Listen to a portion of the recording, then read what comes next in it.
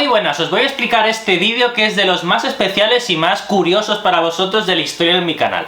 Este vídeo es una entrevista que he podido hacer a los directores y productores de la Rueda del Tiempo. Diréis, ¿esto no es Canción de hielo y fuego? Bueno, pero es que me surgió esta oportunidad única. Creo que he sido el único medio español de España, he visto más medios hispanoamericanos, pero al menos yo en el junket virtual de prensa no había nadie más de España que podía entrevistar a directores y productores de la Rueda del Tiempo. Sabéis que hay una huelga de guionistas y una huelga de actores, así que los junkets de prensa, las entrevistas de los medios con los miembros de producción de una serie, ya durante este tiempo no son a los actores y a los guionistas, sino a los miembros de producción de la serie. Y bueno, por los 7 reinos, por cosas que he hecho con la sociedad Tolkien, pues soy parte de la lista de prensa de Amazon Prime Video España, como soy también de otros sitios. Entonces me han concedido la oportunidad de que yo sepa el único, igual hay más, pero yo no vi más, igual hay más, pero yo no vi más en medios españoles de España que han podido entrevistar a los productores y directores de la Rueda del Tiempo. He podido hacer 5 entrevistas diferentes de 10 minutos cada una a Sanaa, que es directora de capítulos y productora ejecutiva de la serie, top de la serie. Otra a 2 personas que son Marigo y su compañero, que son productores ejecutivos de la serie, quienes hacen que las cosas funcionen. Otra distinta a los que son productores de diseño de producción y efectos visuales, quienes convierten físicamente un set del mundo real en un lugar, en este caso de la obra de la Rueda del Tiempo. También una entrevista muy chula a las 2 personas que son las responsables, por un lado de vestuario de la serie y por otro lado de maquillaje y peinados de la serie. Y por último una entrevista a Jan, que es el responsable de escenas de acción, de dobles, etcétera, y que por ejemplo ha trabajado con Marvel, es de las personas más top de la industria. Entonces son 5 entrevistas de 10 minutos y yo creo que son realmente muy interesantes, porque a todos les pregunto por los libros de Robert Jordan y a todos les pregunto por personajes de la serie.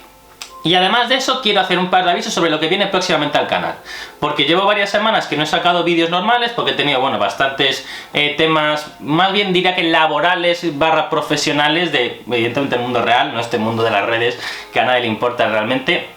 Y no he podido hacer vídeos normales, también he tenido vacaciones y tal, entonces no he podido estar en mi casa en Madrid el tiempo que me hubiera gustado. Entonces la realidad es que esta semana, el jueves, sale un vídeo que grabé hace tiempo con mi amigo Jaime Moñino de Fase 24, hablando de La Casa del Dragón, de House of the Dragon como serie, de lo que impacta como serie y bueno, también de otras series, pero principalmente centrada en House of the Dragon. La semana que viene tendréis martes, directo mensual del canal, va a ser el martes 19 de septiembre, directo mensual del canal. Jueves, vídeo normal sobre Canción de hielo y fuego, hablaremos de cierta teoría. Y jueves siguiente, jueves 28, también tendremos vídeos sobre Canción de hielo y fuego. Vídeo normal, no será una charla con nadie como los que he tenido estas semanas anteriores. Y además os digo que octubre va a ser un mes muy potente en los terrenos, siempre hay potencia, pero también en mi canal vamos a tener contenido, mucho contenido de Canción de hielo y fuego. Y además en octubre es el aniversario del estreno de Rise of the Dragon. Así que si todo sale bien, vais a tener por supuesto a los autores del libro junto a George Martin, es decir, Elio García y Linda Anderson en mi canal. Quizás alguna parte más de la producción del libro. Sabéis que he entrevistado ya a varios artistas españoles aquí en mi canal que han colaborado en The Rise of the Dragon. También, como ya sabéis, pues pude entrevistar incluso a Erta Katinos, que es el autor de la portada, que es turco. Pero digo, Elio y Linda, si no hay ningún cambio extraño, van a estar en mi canal en octubre. Y quizás alguna persona más muy especial del mundo de Canción de hielo y fuego y que seguramente no hable español. No me enrollo más y os dejo ya por fin con entrevistas. Repito, yo no he visto más entrevistas así de medios españoles a los directores y productores, los que crean una serie fantasía, la mayor serie fantasía que se estrena este año, que es La Rueda del Tiempo. Well, first of all, it's an honor to talk with someone with your expertise and one of the biggest responsibles of this amazing season 2 of The Wheel of Time. I have been so lucky to watch the first 4 episodes of the show, and it's been superb. It's been I can see a leap in the quality of the show from season 2 to season 1. But my first question, I am from a literary member association. I am also part of the Spanish A Song of Ice and Fire group. So as you can see, I have read the 15 books of the Wheel of Time. So, Oh my God. what was your approach? Have you read any of Robert Jordan books? What, do you plan to read at least the first 2 or 3 books of the show? What's your approach considering Robert Jordan material, considering the adaptation of season 2 of the Wheel of Time? Well, I think that first and foremost, when you see us going from season 1 and season 2, we really are looking at developing further into the world. Season 1 was about character development and kind of going after Rand, Egwene, Nynaeve, Perrin, and Matt, and what they're struggling with as characters and who they are. They're young adults who are kind of in a world that is starting to become dark around them. So I feel like the focus with season 1 was about that character. But when you go into season 2, our group is thrown into the world and they're separated and scattered. So what you're seeing in terms of a visual leap as well as a cinematic leap is in terms of where we're going with the story. Right now for season 2, we have a lot of plot. There's a lot of story, and the characters each have to deal with what's happening to them separately. As you can see, it's a very big struggle because they usually rely on each other. And it's the focus of, we know that season 1 was about who is the dragon reborn. Season 2, we know who the dragon reborn is, but what is going to happen now that the whole, as I call it, the band, the group is broken and all on separate journeys to hopefully come together. I wanted to ask you because this season has, for me, 3 absolutely super female characters that are absolutely fan favorites of the lovers of Robert Jordan work, that are Avienda, that are Celine, and of course Elaine, the princess. So what was, when we have such established the main characters from 2 Rivers from the first season, how was your idea as executive producer of the show to introduce 3 characters that are absolutely keys for the plot that were not mentioned or even nobody talked about them in the first season?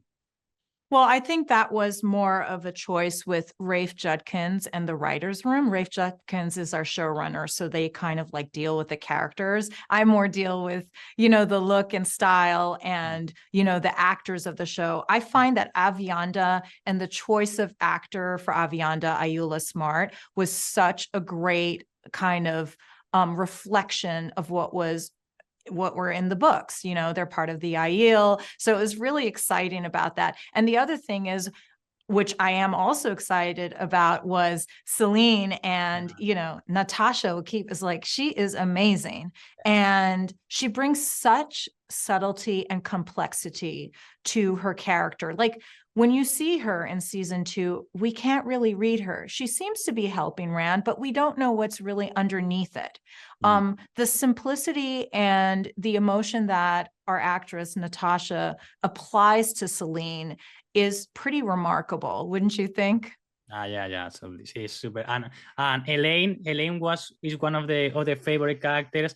I love the first scenes with her and Egwene in the White Tower. Like they are two females for very different worlds, but they work together for the same goal. And you can see the sorority, how those 2 women share each other and help each other. It was so nice to see it film on screen. So yes. What's your approach when you make 2 so different characters? Because Nynaeve she's a humble woman, and Egwene is a very humble woman, and the other one is a princess. So how do you manage to introduce those characters to those roles?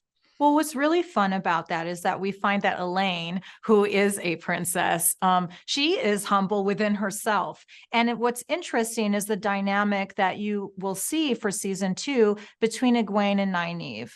Egwene is slightly feeling and can be under the shadow of Nynaeve. And then she meets a new friend like Elaine, which helps her be able to bounce off kind of what we call girl talk and be able to feel a certain camaraderie with her, because Nynaeve is also struggling. Nynaeve, who is a wisdom and is now in the White Tower, she is not always, her character has never been the one to fully trust an Aes Sedai. you know, and Egwene, who's trying to come under her own and come into her own, is able to find the comfort as well in Elaine. And Elaine is pretty fun, I think, and a great dynamic.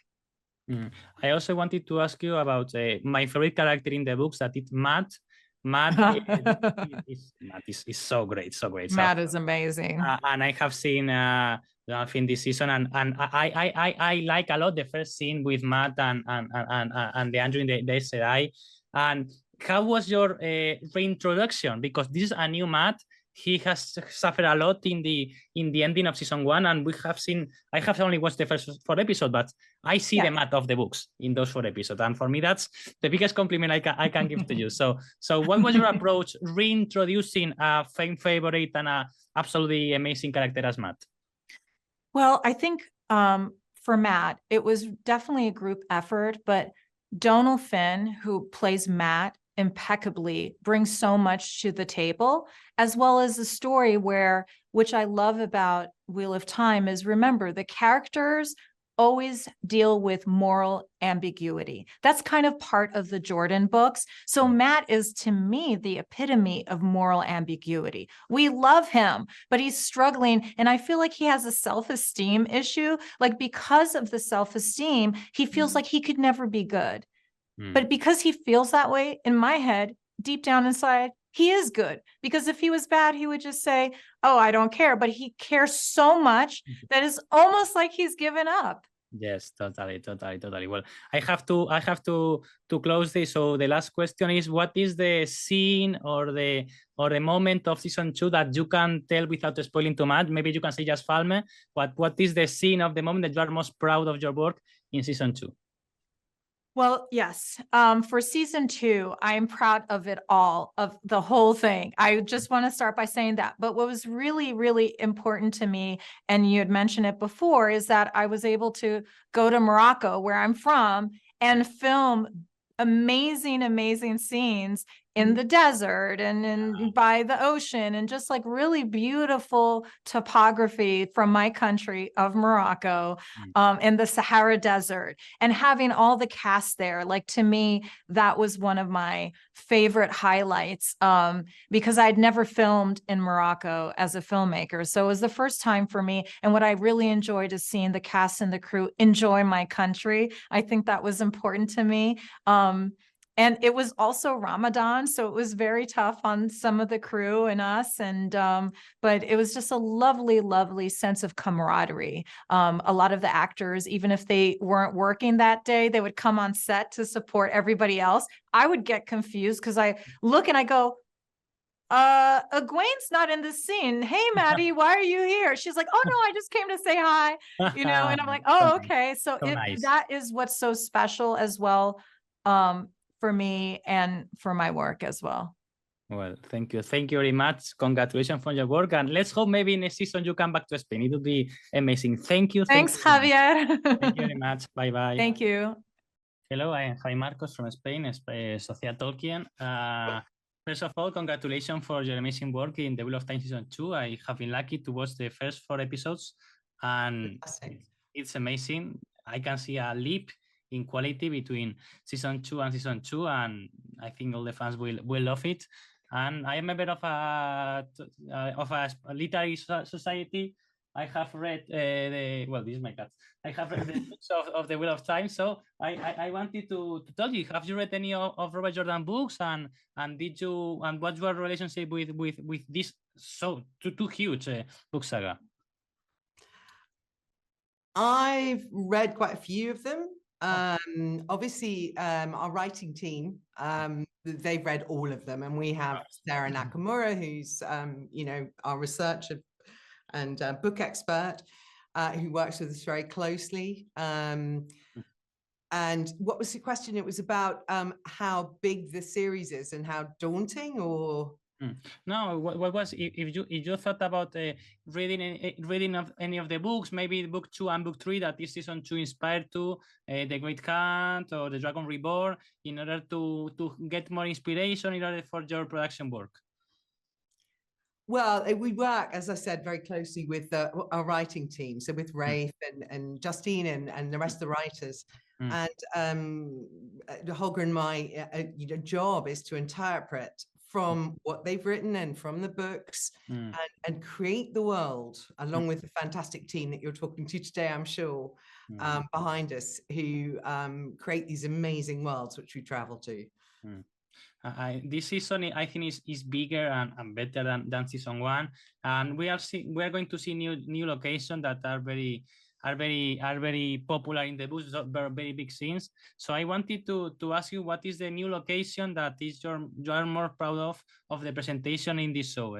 We are going to see Fall, we are going to see Gilham, but what is the special location, the special place that for you is more important this season, considering your work? What is the most important on season 2?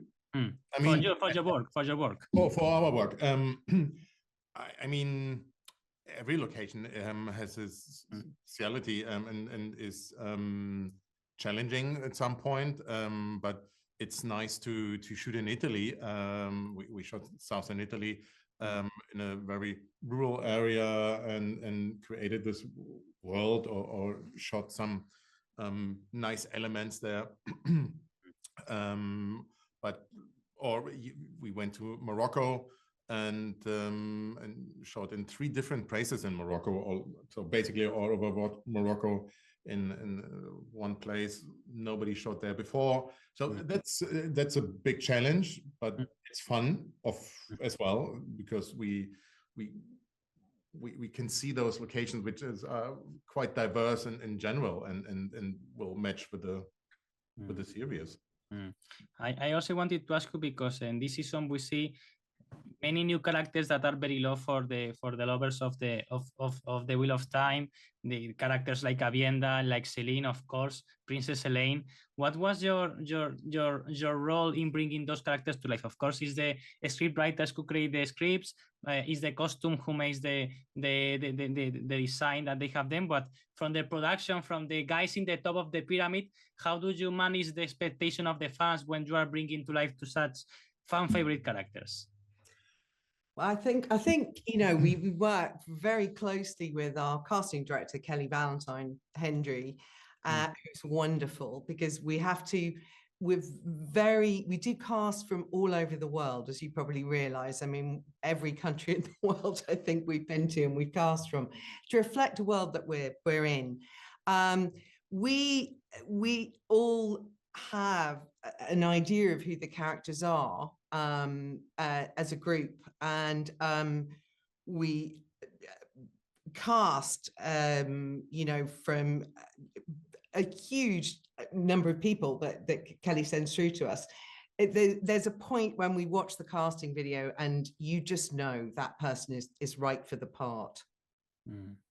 Yeah, and I wanted to ask you about one special occasion that is going to be that place in Robert Jordan's world, that is Falme. Falme will be this place where all the climax, all the climatic action of the show will appear in this season. It will be very huge. We have seen it in trailers. And what was your approach creating such a very complex, very big, with the Seanchan, that of course the Seanchan are the new big guys in the show? What was your approach creating Falme as a top location spot? I mean, we knew that we will have this location of Falme in season 2, and we started early on to discuss with our showrunner, with us, and with our production designer Ondrej, how we can create Falme, and it has so many elements, interior locations, exterior locations, what we have to shoot there. So what we create in visual effects. What we create in visual effects, what's happening at the so that's it was a long process, and that's when we sit together over months and months and discuss how we can create the city of Falme, for instance. Which we're excited for you to see, because it looks amazing. It looks, yes. Yeah. And in this season, our main characters are separated. It's not the gang from Two Rivers, but they are separated. And thanks to being them separated, we can see different locations. From the production point of view, how do you manage that? What once a gang of a group of friends are now separate entities with different interests in totally different parts of the world. How do you manage that to break the group, to break the gang from season 1? Well, they've all separated pretty much at the end of season 1 anyway, and now we're following their journeys. You know, Moraine is broken and she's lost her power. She's got a very tempestuous relationship with Lan. Because of it. You know, you've got the Nynaeve and Egwene in the tower trying to learn to be Aes Sedai. Where do they fit in the world? Perrin off trying to find the horn. You know, there's lots of scopes for us to go off, and that's where we go on these amazing journeys with them and to these amazing locations and set builds. I also wanted to ask you, because you have been working with like more serious stuff. Holger, you have been working with Das Boot, with Return to Montauk, but this is fantasy, and you had experience with Outlander, but I think the Wheel of Time is far more fantastic at Outlander. You have this crazy magician doing very crazy stuff. So what's your approach as, you know, serious filmmakers, serious producers, creating such a world, but everything is possible in this world? Yeah, well, that's a challenge on a large scale show, fantasy show like Wheel of Time, because it's fantasy. You have to create everything. You have to manufacture everything. You cannot just go into locations basically doesn't exist. You have to create them. You cannot just go into a castle. Even the castle is not the right fit. So you have to create something new. You have to build sets. You have to costumes have to be designed because they're for specific. And it's not and there's always a mixture of cultures. That's the challenge, or not a challenge. That's actually quite fun to do. And we're having huge fun because both of us haven't come from fancy backgrounds in terms of production, but it's such fun to do and hugely challenging, which is great too. It's not contemporary, so and fantasy is, I think, the top level of creation. But on the other side, it gives you freedom. It gives you freedom how you want to create the world or the costumes, which we do pay attention to the book fans, to the book fans, yes, and the books, obviously, and then from there, obviously, we have, you know, we've got to interpret them the way that our team feels it's right, but we try and always look to the book fans and the books. And the final question, because I have no time, what's your approach as producers creating a show that is, as you said, a fantasy world, like a medieval setting? But we know that in the past they have star flights, they have cars, flying cars, they had skies, they have our even more modern than our real world. So how was your design thinking? Okay, this is an old world, but in the past it was a futuristic world. How do you manage to work thinking that the world is so crazy as this? Well, I think, you know, we, again, with our showrunner and with our production designer, and obviously we've had nods to our future world, and it still do. So it's kind of there, but you always have to concentrate. Kyrian is sort of Japanese, French, you know, there's all the nods to that. And we're always thinking about the world that we're going into, looking to what was in the books, what reference Robert Jordan had, and then working all together as a team to try and create that. Okay, thank you very much. And congratulations again, because this season is superb. Great, I'm thrilled you love it. Hello, how are you? Hello. I am Javi Marcos. I am a member of the Spanish Tolkien Society. I also have a website about A Song of Ice and Fire, and as you can see, I'm a huge fan of the Wheel of Time. I have read the saga, the book, so it's, first of all, it's an honor and a pleasure to talk with you that are part of the biggest fantasy of this year and adaptation of one of the biggest and most legendary book sagas of all time. So of course, my first question would be if, in order for your work for seasons 2 of The Wheel of Time, if you have read any of Robert Jordan's books. Yeah, I did. I didn't read all 13s, but I read like 5 books. So I'm kind of still kind of in track with the books, but I didn't read all of them. So, and it's in some moment it's better for me kind of step into the scripts from the books, because sometimes I'm getting confused what was the book, what was the script. So it's better for me that I'm reading the book in advance, and after when I'm receiving the scripts, I'm working more with the script than the books. It is actually with me the same.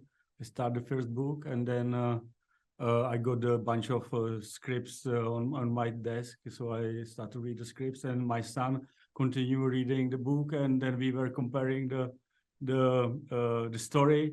And I stuck with the scripts because then we would get confused, you know, if we actually follow both lines, you know, story and on the scripts.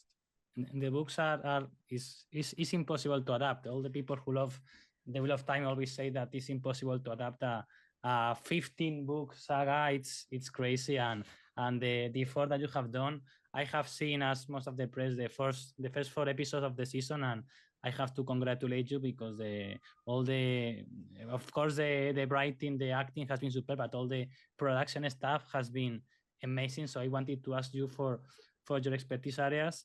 For example, first season was filming in Spain, in Canary Islands, but season 2, big protagonist of the filming was Italy, that is our neighbor. So I wanted to ask you, what was your approach to filming in a Mediterranean country like Spain, but this time in Italy? So in general, you know, the Wheel of Time is about the traveling, like the stories. There's a lot of travel in the story.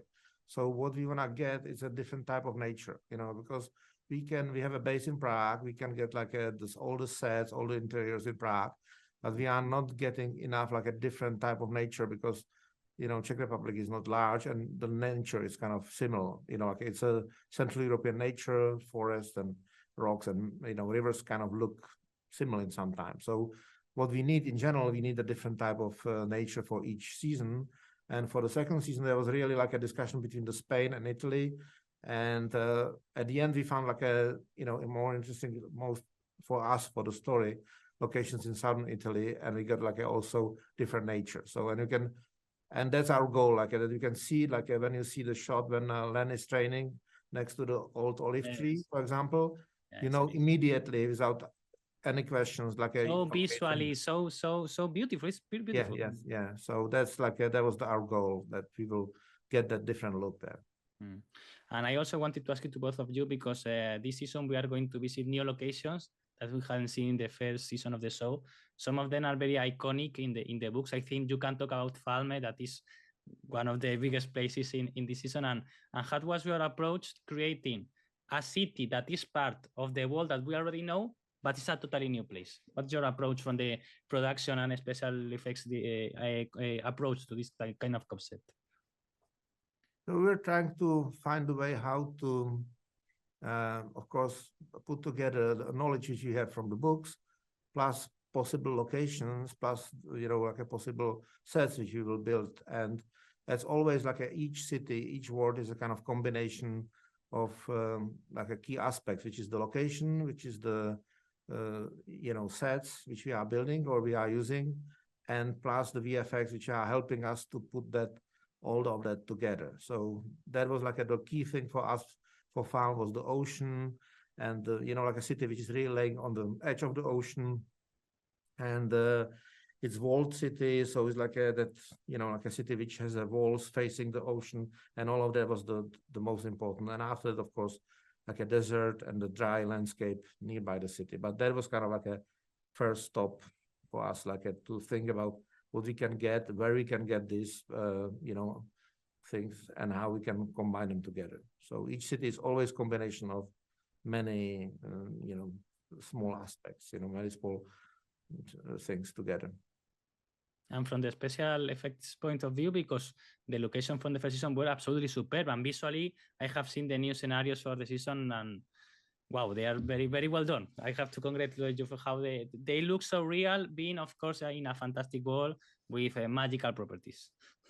Yeah, well, it's always challenge to go to new set or a new country or new town or new decoration where you go, because you need, our work is to make it believable that it's alive, you know, that there is a wind, there is a flames, there are, you know, there's atmospheric smoke and all that. So well, the work in Italy was amazing there, because just the sun and our smoke just create something special there. You know, what I saw, it was really beautiful on the final result on the camera. So yeah, well, what Ondrej brings and offer as a set, then we have to come and work and make it beautiful. Yeah. In this season, I have also seen an improvement in the visual aspect of the magic. I think that now this season we can see the difference between the male side of the magic and the female side, the siding and the sider. Now, when our main characters are channeling, we can see if it's a woman who is channeling and when it's a man who is channeling, because visually there are differences, and you can also see the color of the threads when the Aes Sedai are doing the magic. So what I think it's a superb idea to make the audience feel conscious that there is a totally pure and great magic that is the female one, and one that is maybe more powerful but a bit corrupted magic that is the male one. What was your approach to creating the two sides of the magic, not good evil but male and female? And this question is more for the visual effects, because it's actually, even we tested that on set with the different type of lights, and Ondrej was testing a different LED lights and different a possibility how to create the magic on the set.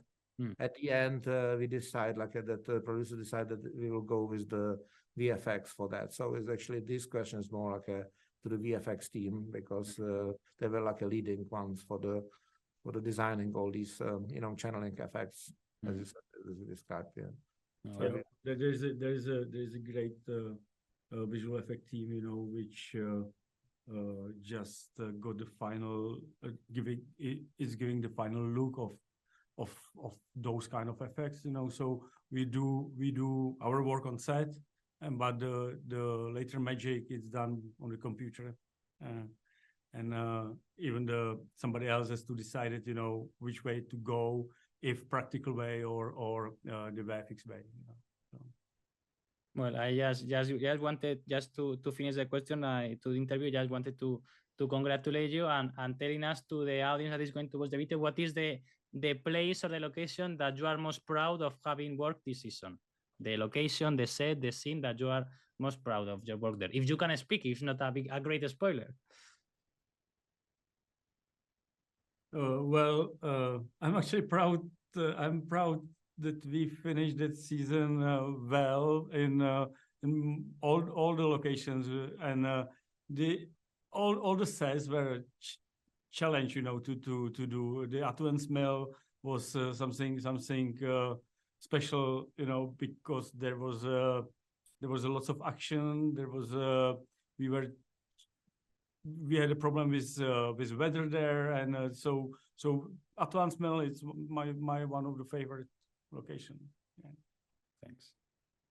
I should say that I am kind of proud how actually the final two episodes of the season are really showing the city of Falm, and because it was really a combination of the, as I said, a different sets, different locations all together, plus VFX, and I think it's kind of work naturally, and it does work for me smoothly together, that you have a feeling that you are in one city, one place, but technically we shot it in different places, different time. So it was challenging this way, but yeah, I think that the general look of it, you have a feeling that you are within one city all the time, which was kind of our goal. I think thank you very much. I think my time is over, so thank you very much, and thanks a lot for. Hello, can you hear me from Prague? Sure can. really loud. Hello, I'm Javi Marcos, social talking from Spain. So first of all, I wanted to congratulate you. I have seen the first 4 episodes of the show, and it's been superb. All the technical production of the Wheel of Time is amazing, but especially the costume, the design, the makeup. It's so beautiful. It's a show that is so beautiful. So I wanted to congratulate you, the first two of you, and I wanted to ask you first of all, for you, Sharon, you had a very hard task because you weren't the boss of the costumer design in the first season of the show. So what was your approach in entering a big production as the Wheel of Time? Yes, absolutely. It's an enormous project, and the scope of it is so huge. All the number of characters is enormous. But I just saw it as a fantastic challenge, and I felt very lucky to have the opportunity to be able to be the costume designer on the show, to be honest. You know, it's a show that's got so much going on, costume-wise, story-wise. You know, there's the mixes of the cultures and the different societies and the different little worlds. There's the fact that you can take anything from any period of time. And then the other sort of constriction or constraint that's interesting is that everything needs to look as if it was made before the Industrial Revolution. So things have to look like they're handmade or hand printed. So you have this fantastic kind of melting pot of creative possibilities, plus the incredible storylines. And in season 2, the characters really start to take off. They really, you feel the drama, you feel the danger and the excitement and the passion that comes from the books. And we were trying to put all of that passion and love for the books into what you see on screen. I have there the 15 books of the Wheel of Time that I know a bit about them. So I wanted to ask you, have you read any of the Robert Jordan's books? Because there are a lot. There are a lot of books, certainly. I think I can see all the books that are fantastic. When I got offered the show, and I think the following week I was on a plane out. So I'd never read any of Robert Jordan's books. But now we go back, you know, as much as the scripts are hugely detailed and big, and the scope of the show is big, we do reference back to the books a lot. And we have what I call the Oracle, who is Sarah, and we reference back to her as well as Rafe to give us more information coming out of the books, because of course they've all read them. So yeah, I think Rafe and Justine, who are the showrunners, you know, we had a lot of meetings with them in the early days, or throughout actually, and it's clear that they are super passionate about the books and incredibly knowledgeable. And I haven't read the books either, to be honest. I hadn't read the books when I was doing season 2 because just didn't have time. But I feel like we were as respectful as we could be to the detail in the books that relates to our departments, that relates to costume and hair and makeup. And that was really important for us to be aware of that, because we are also aware of how these books have an enormous fan following, and we want to be respectful to the fans and Robert Jordan and Rafe at the same time. I can absolutely feel that. And I wanted to ask you the technical question that I did to Michelle Clapton, that I was a huge fan of Michelle Clapton. For me, it's one of the one of the biggest figures in the costume department. I was so lucky to interview her. And I remember the first question I did to her is the same that I do to both of you. How do you, when you think about design, you combine how is the character, how is the personality of the character with the origin? For example, the character of Elaine, she's a very nice girl, a very humble girl, but she's a princess. So how can you combine the personality and the origins of the character or the place where they are from in order to create the costumes or the makeup or all the design?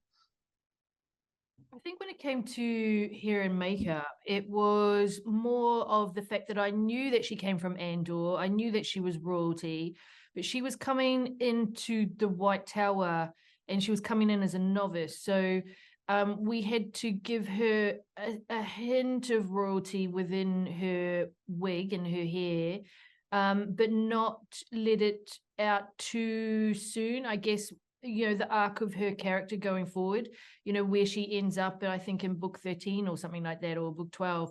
So it was more for me, it was downplaying her look slightly when we first meet her. I mean, she looks fabulous on screen, but it was more of like a downplay, so she doesn't look like royalty or princess looking for me. Yeah, and for that particular character, I mean, she is put into the White Tower as a very low level status. So, you know, she's someone who, from that point of view, I know where she's going, but for the beginning, she needs to look like everybody else, which is unusual for her. And there's that lovely scene at the beginning where she's moving in. You know, and you can see her entourage, and it was very important to show what they look like, you know, around her to indicate her status. But I think generally, in terms of, you know, you read a character on a page, and then you have a discussion with the showrunner, the director, the actor, and you start to create who that person really is, and that's a really important part of the process. Nothing is just assumed. Everything is part of the collaborative process and lots of discussions. The most beautiful costumes for me of the show are, of course, the Aes Sedai costumes that are so amazing. You could, if I could have 1 hour to interview, I would ask about any single costume of any Aes Sedai, but I don't have time. So I wanted to ask you, how do you collaborate with the guys department, the armor department, the guys who make the armors and the swords, because you have to work with them in collaboration with them. How do you work with the other guys, the guys who do not the fancy stuff? Well, the armor department is part of the costume department, so everything that isn't a weapon is made in my department. So yeah, so like, you know, the Shongshan soldiers, the Shinaran armor is all manufactured in my department, and then we collaborate and we talk to the art department and the production designer, and we share you know, the information that we have with him and with them. And do you do the makeup? Because Rand has no hair, but Perrin has a long hair, Matt has a long hair. Of course, we have guys with very long hair in this show too. How do you work? They don't have amazing hair like Rosamund Pike, of course, but they need work too. Yeah, well, I think I had to take into consideration season 1 and the arc of every single character, you know, and the fact that Rand... Álvaro Morte, he's Spanish, so I have to talk about Álvaro Morte hair. Of course. Don't worry, there's plenty of men with lots of hair in season 2. You'll be very happy. And the fact that, you know, I have a ton of wigs. I think I said in the last interview, I had over 400 wigs in my department. Wow. You know, every single person has a wig. And so now you can kind of have a look back, and every episode you go into, you can have a look. And I think, you know, with Perrin, his arc and where he is going is really important. And it was really important for me to hit it in season 2 and going forward, so that we have enough time to develop eventually where he goes to. And I think, you know, with Rand too, it was important to keep the red of his hair. And so, you know, shaving off his head also gives him a little bit more age that we wanted to show from season 1 into season 2. And I think there was, you know, 6 to 8 months that had gone by in between the 2 seasons. And so I also wanted to show that what were kids are now young adults. Just the final question, because I have no time. What is the costume or the hair design of the makeup design that you are most proud of this season? And the character that you are most proud of? I would say, I think Suroth, Lady Suroth it was a journey to get there. It was an absolute collaboration between the 2 of us.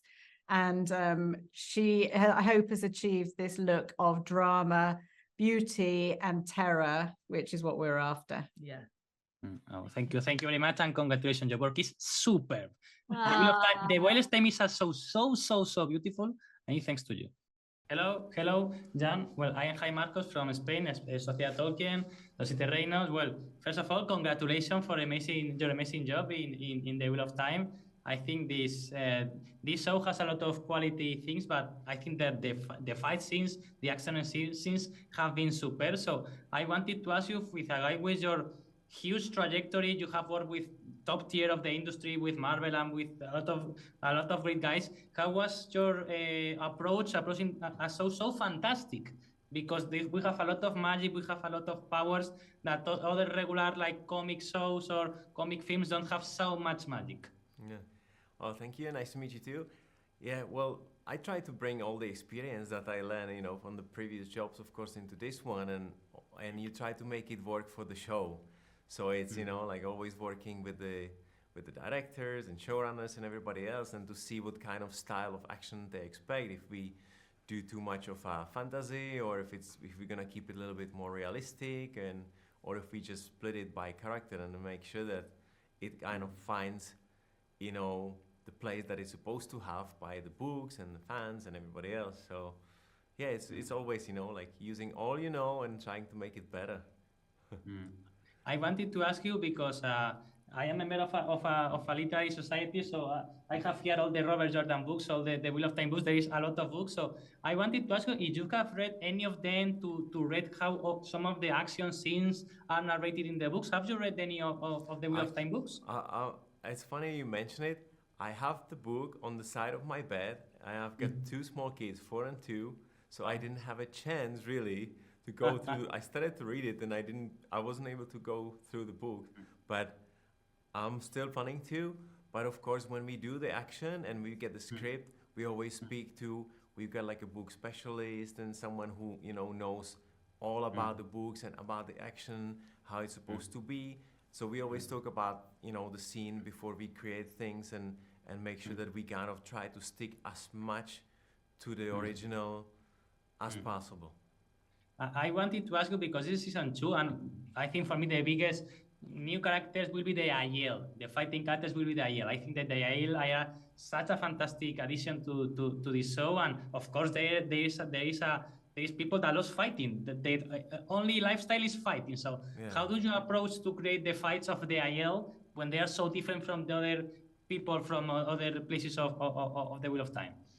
Well, we look at from the fan base about the weapons, how the design of the weapons, and then also you try to find some styles that uses similar weapons and to see if we can get something out of it. And of course, they're supposed to be super agile and almost feel like they get superpowers, but they're not. But so we try to create something that is a little bit modern, but also a little bit of like a Middle Ages and combine it together. So yeah, it's a process, and then of course like each IL is a little bit different. So we try to also split them by their fighting style. And so far we've seen only Ty Green, but we're gonna see a little bit more in season 2. So it's all exciting. I wanted to ask about a character that is absolutely fan favorite, is at least my favorite character in the books, that is Matt.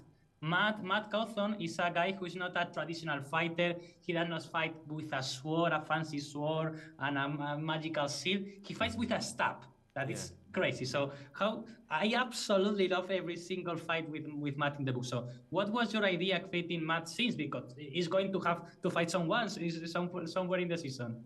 Well, it was we look at the fan base and the books and everything and see, of course you don't see visually his fight. You only know he fights and he's great and he's supposed to be like excellent. So we look at the best moves and stuff and we see how much we can put into the cast actually doing their own fight and stuff. So we got, the actor, Donald, and he was doing a lot of training with us, a lot of training. Like he started early in the season, and of course his fights are coming later, and he works so hard. And he, even later, after he said he's gonna continue and practice and stuff. So it's all his hard work that's gonna show up later. I don't want to spoil anything in the fights, but yeah, it's the same thing. Again, we try to make it a little bit modern, but also a little bit more kind of medieval-ish. So it feels like it's part of the original story. I wanted to ask you because considering the work of the stunt coordination and the fighting scenes, it's totally different how a character like Lamont fights. Lamont has an excellent training. He's a martial artist. He's superb with a sword. And Matt, I love Matt because when you read Matt, he thinks that he won just for pure luck. I was so lucky that I won. How do you create the contrast between characters so well trained versus people that, oh, I was so lucky today, but the next day he's also lucky. He always is lucky. That's suspicious. Well, it's a lot of it on the cast. You know how they express their, you know, like the fight. You can create the same fight for both, and they both gonna look very different. And also like Matt as a character, he kind of feels like, oh, I'm just gonna do first and then think about it later. You know, he goes and Lan is very much like, I'm gonna think about it, like I think about my moves and everything. So the character actually helps us so much because, you know, each of the actors, it's very much into the playing their role, and so whatever fight we create, it actually feels like that's Lan and that's Matt. So it's thanks to them that they make it work.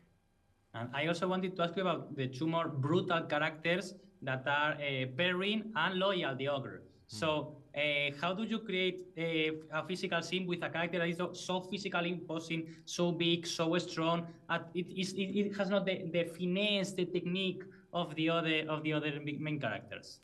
Well, it's again like when you look at fighters, like big fighters, like for real, like if you look at any fights in the like competition fights and everything, you kind of look at the way they move and you see if someone moves faster and better and stuff, and you try to take, you know, some of it out and then also give them some more skill. Also compared to season 1, you know, in season 1 they were just strong, or I mean Perrin was, and now he's got some skills, like there is a little progression of their style, and of course like at the beginning of season 2 he doesn't want to fight, you know, he wants to kind of stick to the being a peaceful being and stuff, and so is Loyal, like he's, you know, he loves books and everything else, so it's quite nice to see the big change of the character when he actually fights. You know, you wouldn't expect him to be that way, but still we kind of keep the peacefulness in their fight. Even though they go crazy, you don't want them to be brutal. You know, you kind of want to see them that they are in control of what they do, and they're not just like a killing machines and stuff, so yeah. And finally, I wanted to ask you, how do you create an action scene for a character that also knows how to use magic and very well? Some Aes Sedai has fighting skills, Nynaeve has a scene fighting in the White Tower, and Ran Altor, of course, he's an expert using the magic, but he's also an expert using as well. So how do you design a scene when a character knows that with a single thinking can throw a fireball to a guy, but this guy is now fighting with a sword? How do you make the character thinking, okay, I have to fight with my sword, but maybe I have to fight using a magic fireball? I think that kind of decision is a lot coming from the director and from the showrunners to you know, like say when it's a good time to fight and when it's a good time to use the one power and all the stuff. So it's collaboration between director and the showrunner and us. We can offer them some moves that can maybe feel like, okay, they are not as bad, and then he could do them instead of using the one power, but a lot of the time is us, you know, it's scripted, so we try to follow that idea, and yeah, so it's all like more decision of the director and the showrunner. And finally, I think you can say a lot of, but do you have a fighting scene that is your favorite this season, or maybe don't say who is fighting, but could you tell us one character that is fighting in your favorite fight scene of the season? You don't have to tell me he's fighting versus this guy, but my favorite fight this season includes this guy versus someone unknown. I think what is your favorite fight? There is few fights in the seasons that I like, so I cannot say that one would be favorite over, you know, the other one, but I really like Lan when he fights, and of course I like Perrin with Loyal in the fight. We've got also Masema, which is a little bit more, you know, I like the way he fights, moves. We've got, you know, Uno. There's a lot of characters, like we've got Inktar, so I cannot really say. And of course we've got the Aiels coming back a little bit more, so it'll be exciting to see what you know, the fans and people who see it things about their fighting style. Well, thank you very much. Congratulations. The fighting scenes in the Wheel of Time are absolutely superb. So congratulations for your amazing job. It's delicious for book fans like me to see fantasy fights in TV. So great. So thank you very much, Jan, for your amazing work. You're welcome. Thank you so much.